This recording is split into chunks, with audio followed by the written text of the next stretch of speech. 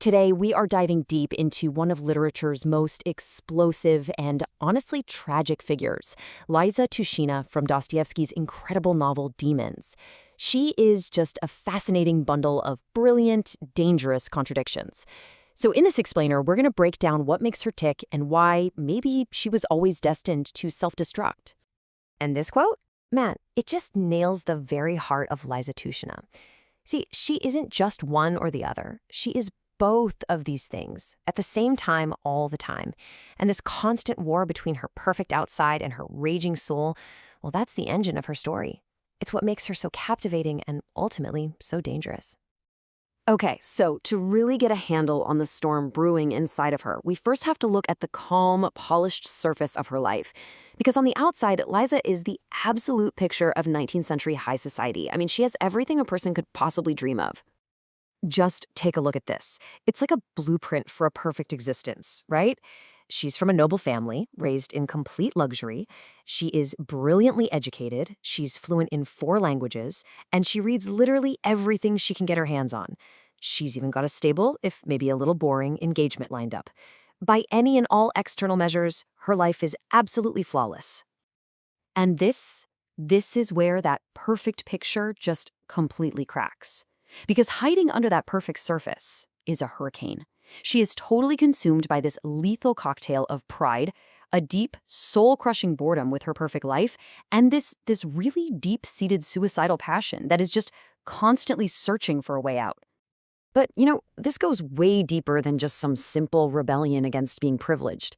Her behavior, it's driven by a desperate and insatiable addiction to intense feeling. For a person like Liza, ordinary life just doesn't cut it. It's too quiet, it's too predictable, it's just bland. The source describes her state as hysteria, but in the old-school sense of the word.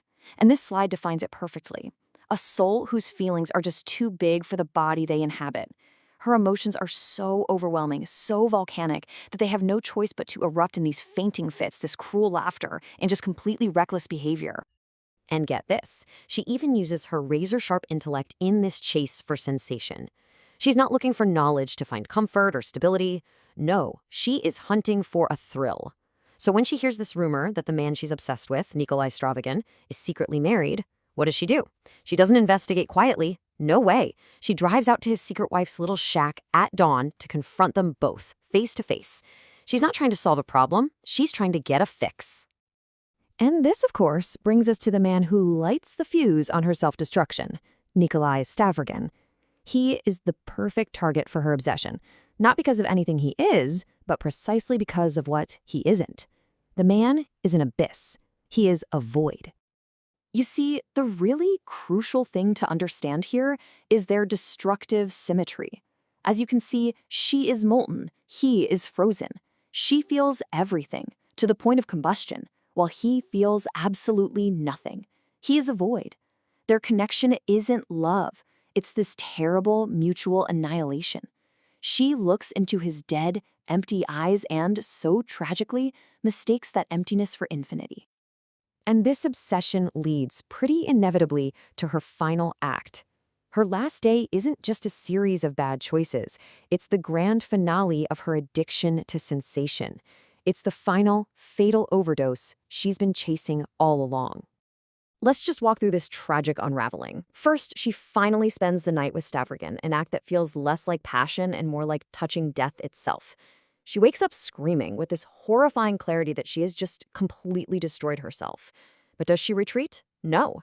She seeks a bigger fix. She rushes to the scene of a gruesome murder, literally stepping over corpses because she needs to see everything. And there, right at the heart of the chaos she was craving, an angry mob mistakes her for being part of the conspiracy and tears her apart. So, why are we talking about a 19th century literary character today?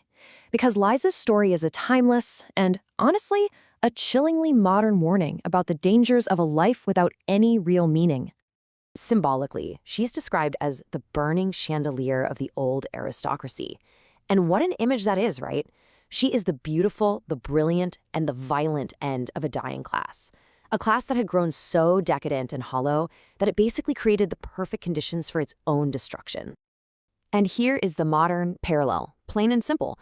Think of the social media influencer who has to keep chasing more extreme, more shocking content for their audience, until one day the stunt goes too far. Liza is the original. She senses the ground beneath her feet is hollow, so she just starts jumping up and down on it to feel something, anything, real. Ultimately, her whole tragedy boils down to this. She is the terrifying answer to the question, what happens when you have everything? Beauty, money, intelligence, and you realize none of it can actually buy you a reason to live. For the privileged who sense the world is empty, maybe the only thrill left to purchase is a front row seat to watch it all burn down, with you right at the center of the fire. And that leaves us with one last, very unsettling question. When beauty and privilege just aren't enough, and the world feels empty, what else is there left to chase but the fire itself?